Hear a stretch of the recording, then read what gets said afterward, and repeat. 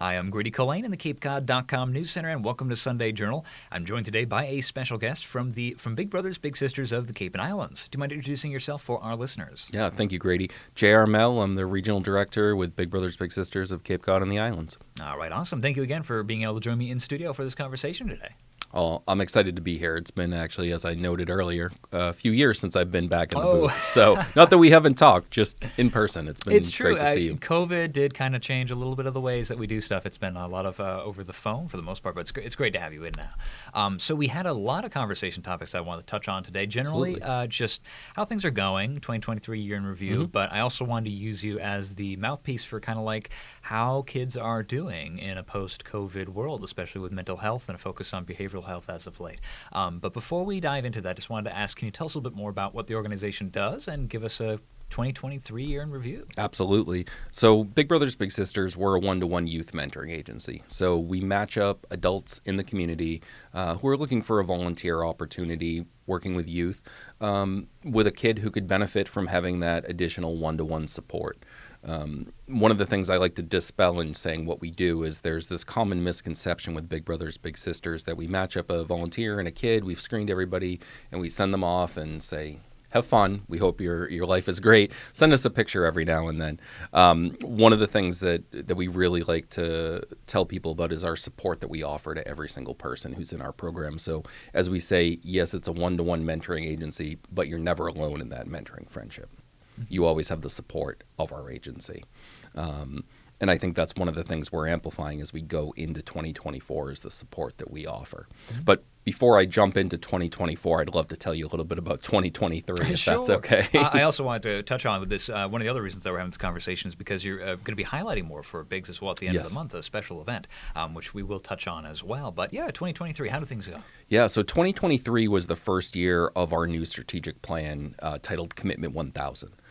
We worked with our board over the previous 6 to 8 months to develop what are the needs of the Cape, what are the needs of the islands. We've expanded to Plymouth recently.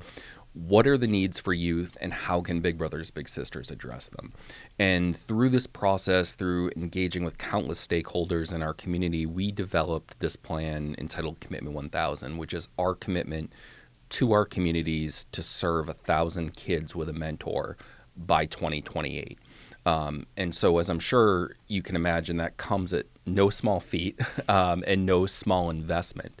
But what we've determined is that the need is there, and arguably coming out of COVID, the need is greater than ever. So everything we've done over the past year is centered around that Commitment 1000.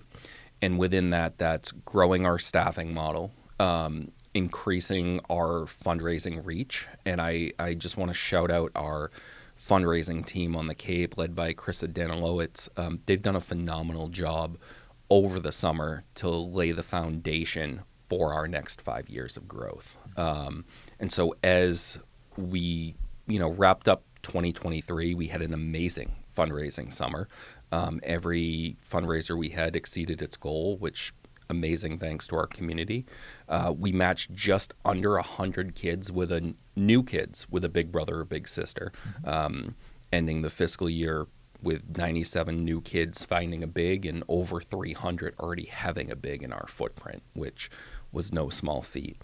You might have heard, and I hope the Cape and Islands community remembers, we did launch a first ever campaign called Erase the Wait, which sought at the time to match the 72 kids we had waiting with a big brother or big sister. And that was a huge challenge for us because we'd never taken on a campaign or anything like that of that scale. And it was amazing to see our Cape, our Vineyard, our Plymouth community step up and 106 people sign up during that campaign. And as you and I had talked about earlier, see that need increase because of the campaign as well, too. Mm-hmm. So overall, 2023 was the first year of our next 5 years in our strategic plan. It was a building year for us, and for the kids who we served over the year, it was a phenomenal year for them, too. Mm-hmm. Yeah, that's great news. We do have that event upcoming at the near the end of January, I believe January 25th, if Correct. I'm not mistaken. Thank you. But as well, that is kind of, it builds off that. I guess it's a good problem to have. A bunch of people found out about your program.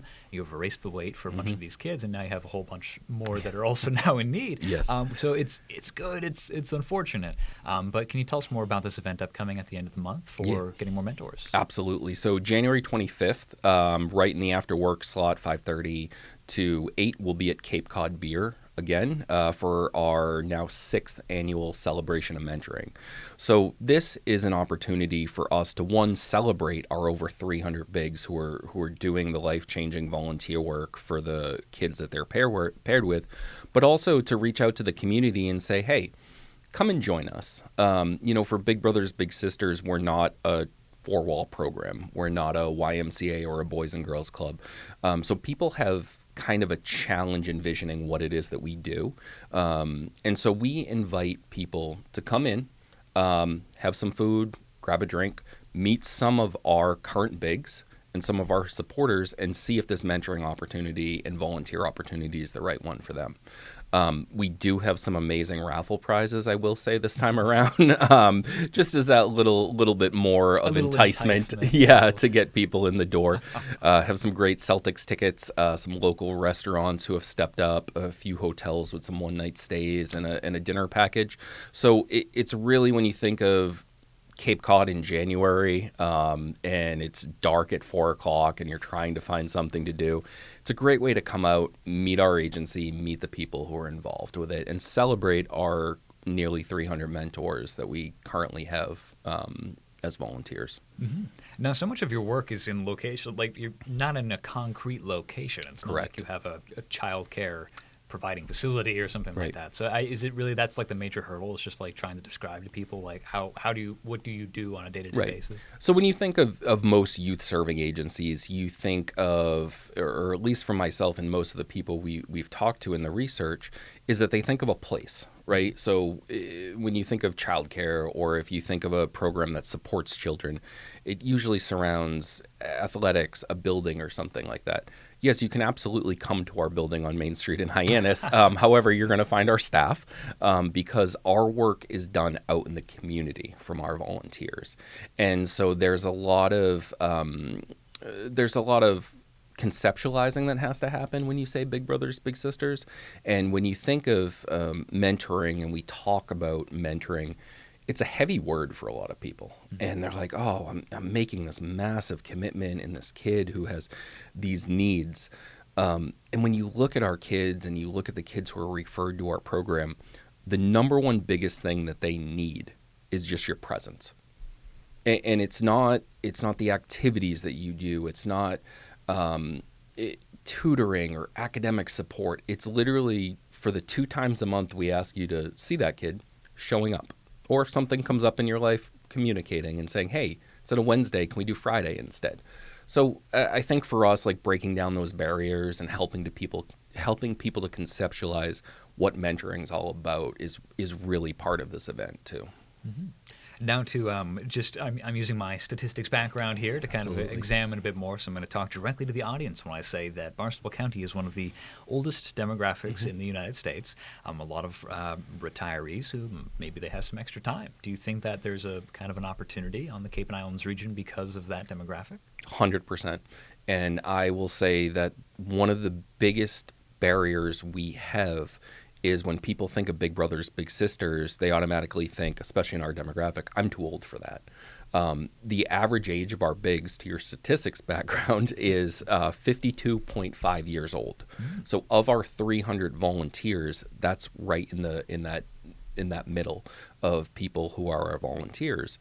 And for the older demographic, should you be listening, a lot of the times our older volunteers tend to be our most stable volunteers. At the age of, 52.5, you're more than likely solidified or looking at retirement in your career. You're less likely to be moving around because your job has moved you. And more than likely, you're probably an empty nester. And you have that ability in that time you've already raised your own kids. So you understand what it is that kids need in some fashion. It's very interesting. I mean, maybe it's just because of the name. It's Big Brothers, Big Sisters, and so I think people might just kind of get this idea of a mid-20s to 30s range. But it's definitely great to pull up the data as well. Do you find any other kind of surprises when people come to these meetings? Some frequently asked questions you might want to address now about how it works or where to go? I think the biggest thing that we hear from people, besides either I'm too old to do this, is the second thing is I don't have the time to do this.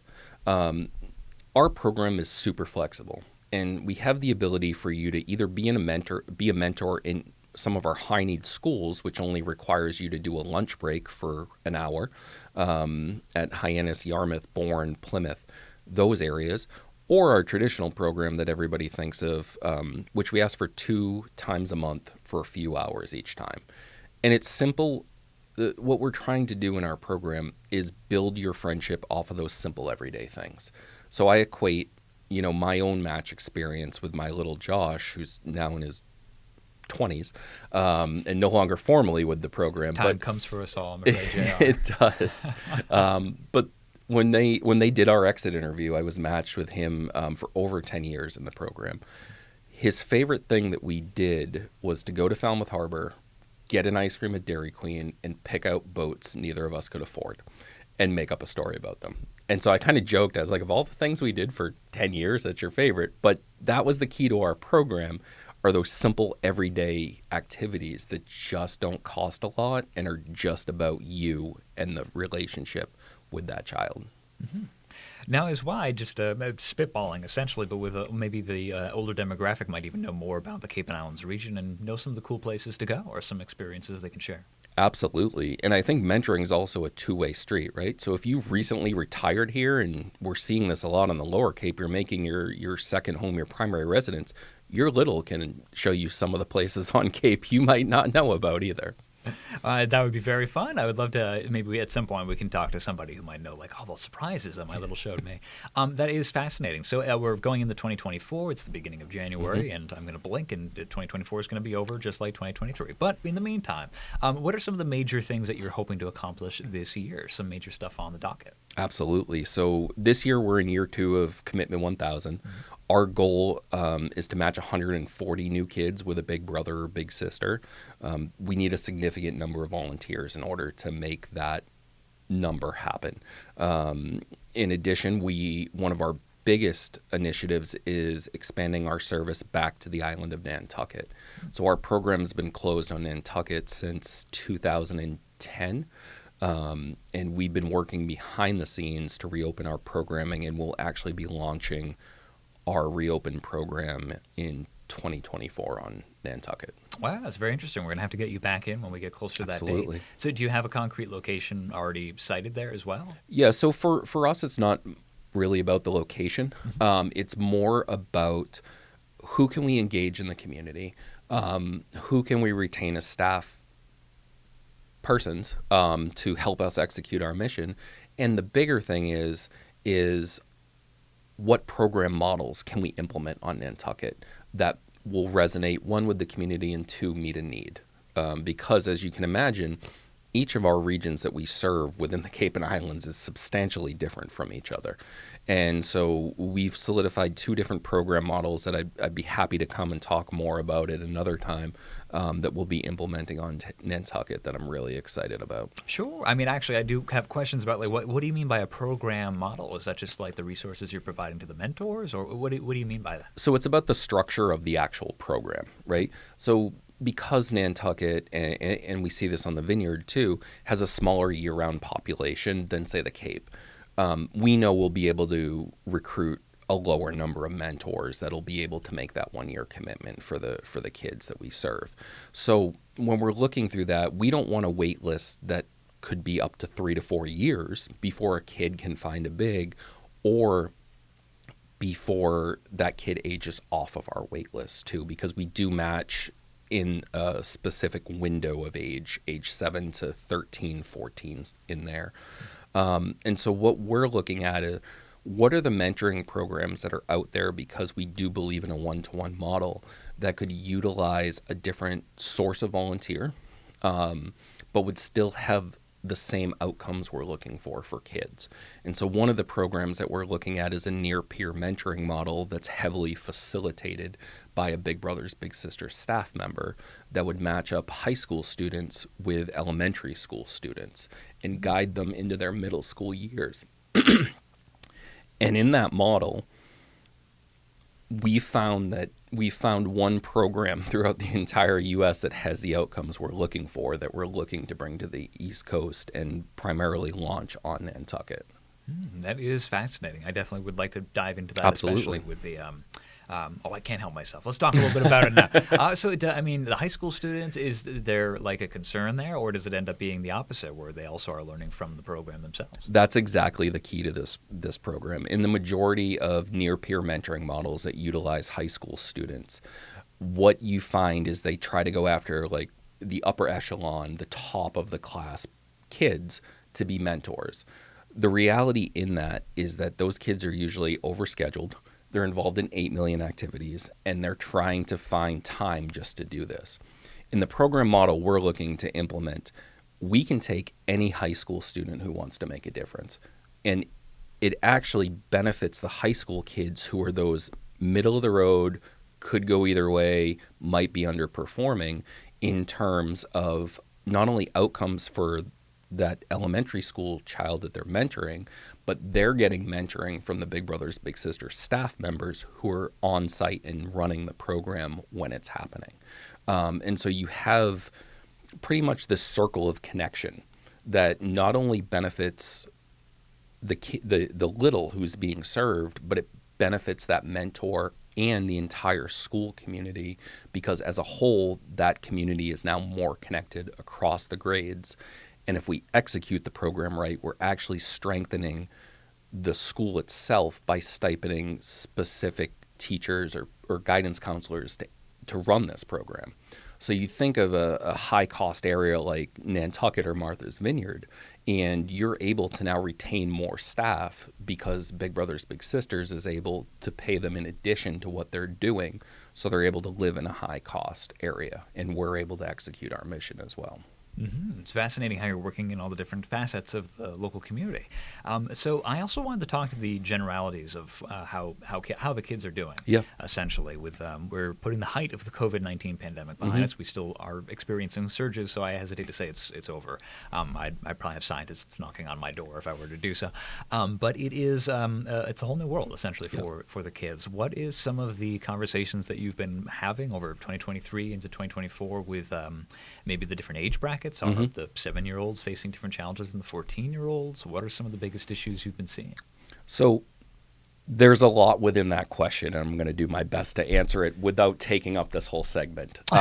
Take your time. The more you talk and the less I talk, the better. I would say the biggest thing that we're seeing across the board, regardless of what age that you are, is that because of the COVID-19 pandemic, because of the close to 2 years of social isolation and shutdowns, is that we're seeing kids presenting as about 2 years behind where you would see them prior to the pandemic. This could be 2 years behind academically. It could be 2 years behind social and emotionally, or it could be actually meeting kids who look to be 2 years younger. I mean, across the board, there's just been close to 2 years of loss. And so what we're seeing is when everything opened back up, I'll say. And for Big Brothers Big Sisters, we truly opened back up in March of 2023 when our last program said, okay, your volunteers can come back into the school or into this site. What we're seeing is the referral of kids to us is at an all-time high, specifically if you're looking at the Upper Cape, even though the Upper Cape has lost close to 21% of its overall youth school-age population, we've seen the most number of kids referred in that region, primarily boys. And so as we're working to address this, one of the things that we've done is we used to have a strict age 7 to 12 enrollment, where we will only enroll kids between 7 and 12 because that is when a mentor is able to have the most impact on them. We've extended that upper age to 14 on a case-by-case basis, knowing that we're seeing close to 2 years of delay in a lot of kids. And just because your age says you're 14 does not necessarily mean that you're as developed social emotionally as a traditional 14-year-old from prior to COVID. I'd say that's those are some of the big things that we're seeing. We also saw this really weird dynamic during COVID, because the majority of, when you think of big brothers, big sisters, you generally think of kids who are under-resourced in some manner, and kids who don't necessarily have a leg up on life, for lack of a better term. We saw our kids who were in our program, because they had a mentor and they had that additional positive adult during that period of time, actually thrive more than kids who didn't have a mentor. And so for us, it really made sense that we had built this amazing program at the time of COVID, serving 400 kids who are generally perceived as not having a leg up, to have a leg up because they had that mentor in their life.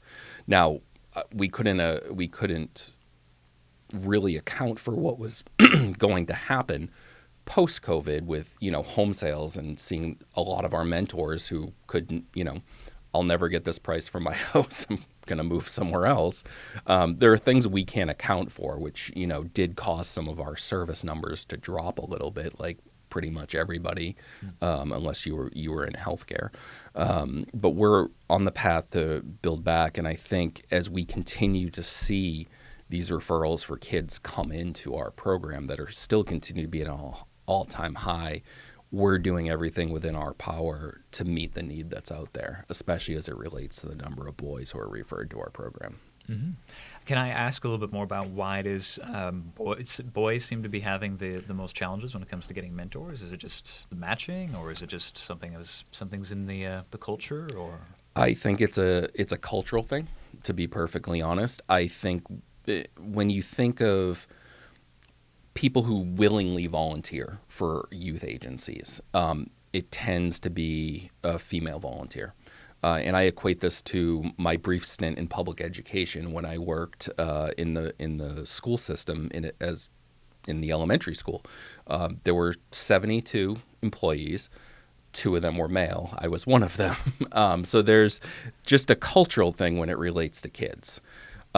We've done a lot of research, and we've worked with a lot of top people around, male volunteerism, and breaking down those barriers of, you can do this.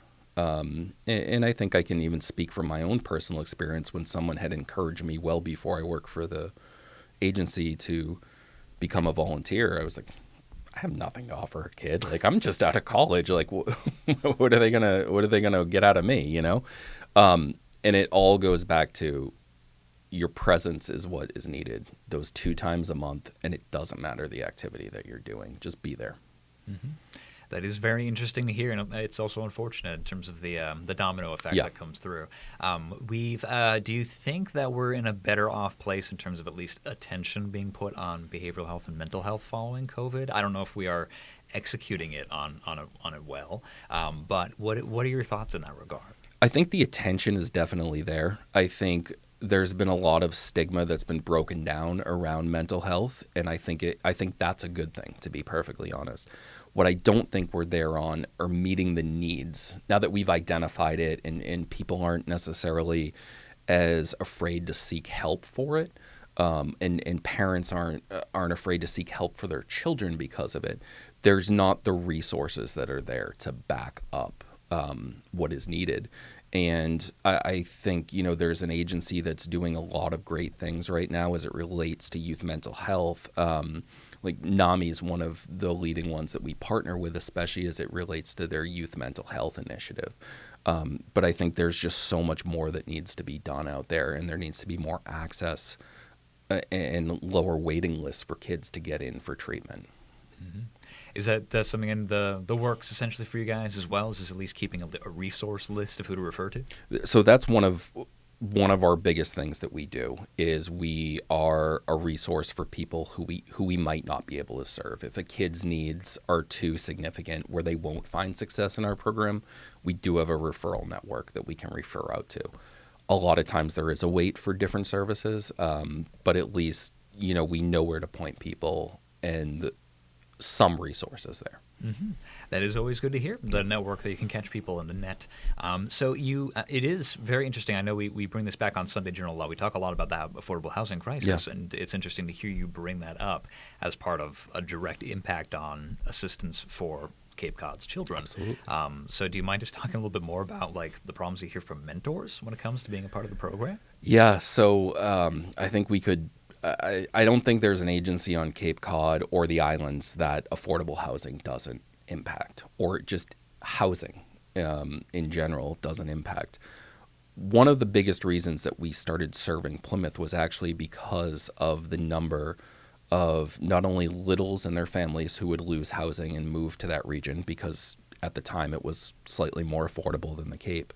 But we started to see our bigs who were unable to remain on the Cape then go to that area. And so for us to retain our services, still support these kids, but also, meet the growing youth need in Plymouth, it was the right thing to do.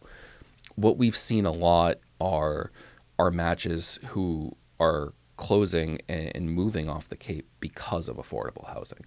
And you couple that with our staffing, staffing to find staff who are here and that can afford to live here, it's an issue that touches every part of our agency. And I'm sure it touches probably every single agency that's on the Cape. Mm-hmm. It is very unfortunate to hear yet another anecdote of how it impacts the local services. But it is interesting to also see, I guess, that you, as the workforce, now we hear about half of the Cape's workforce comes over the bridge every day to commute. And yes. Big brothers, big sisters, I guess you go where the need is. And so far, our workforce is straddling the bridges, and so are you. We do. And I think we've seen that very clear in our staffing, in the people we've hired who, now live in that region that commute every day. And I don't think anything was more evident than if you had to drive off Cape during the bridge work and you saw what I phrased was the reverse commute now. Because most of the time you'd be backed up getting off Cape, and now it's the other way around, where at rush hour it's backed up getting on Cape in the morning. It's a very eye-opening dynamic for the sustainability of our region. Mm-hmm. One of these days, I'm going to be able to get you and Cape Cod Chamber of Commerce in, and we'll have the discussion. But with the bridge work coming and replacements on the way, it is interesting to see that trickle-down effect. Absolutely. We are about coming up on time now, unfortunately. But is there anything else you wanted to highlight for our listeners while we're still here, especially people who want to get in touch and learn more? I'd say if you want to get in touch, learn more, to come to our events, like the rest of the world, everything's on social media for us. Our pages are Cape Bigs on Facebook and Instagram. Our upcoming event at Cape Cod Beer is there. And I'd really encourage people who have thought about this volunteer opportunity or think they're too old for this volunteer opportunity, come join us January 25th, 5:30 to 8 o'clock at Cape Cod Beer.